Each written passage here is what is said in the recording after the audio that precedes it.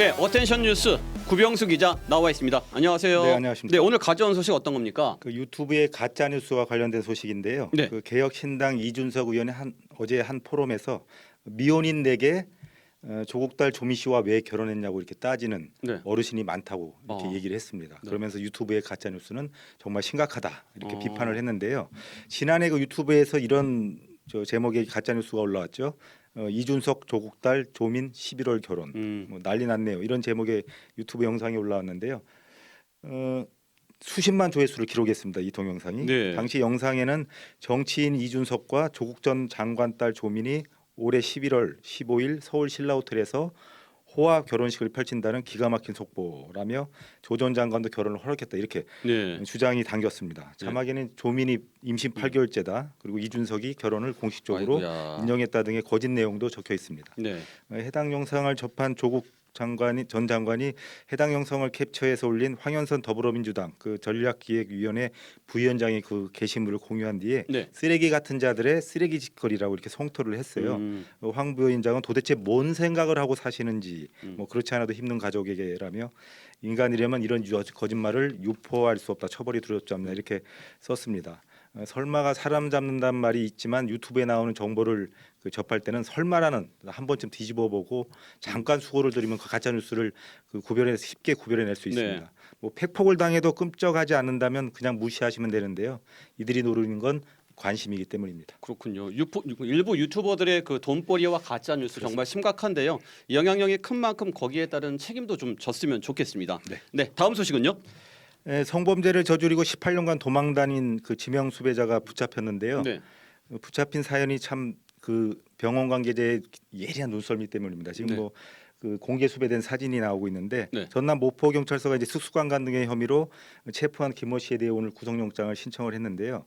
김 씨가 그 성범죄를 저지른 게 2006년 9월이에요. 모포시의 한 주택에서 모포시 한 주택에 침입을 해서 여성을 성폭행한 혐의를 김 씨가 받고 있는데 2012년부터 12년간 그 전국 각 경찰서와 주요 지명 피의자 종합 공개 수배에 얼굴을 올렸습니다. 지금 네. 화면에 나오는 건데요.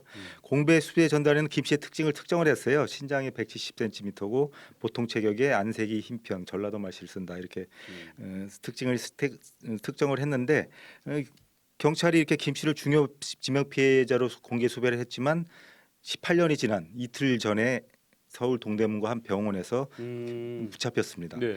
종합 수배 전단에 오른 김 씨의 얼굴을 알아본 병원 관계자가 경찰에 신고를 한 건데요. 신고자가 그 평소 눈여겨봤던 모양입니다. 그 수배범 전단지에 김 씨 얼굴과 환자 얼굴이 비슷한 것을 보고 112에 신고를 한 겁니다.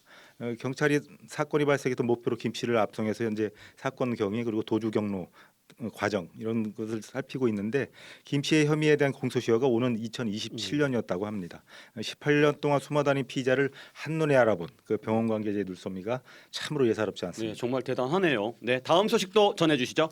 네, 버튼만 누르면 고통 없이 죽을 수 있는 사르코라고 불리는 안락사 캡슐이 사상 처음으로 사용될 것이라고 합니다. 안락사 지금, 캡슐이요. 네, 지금 화면에 나오고 있는데요.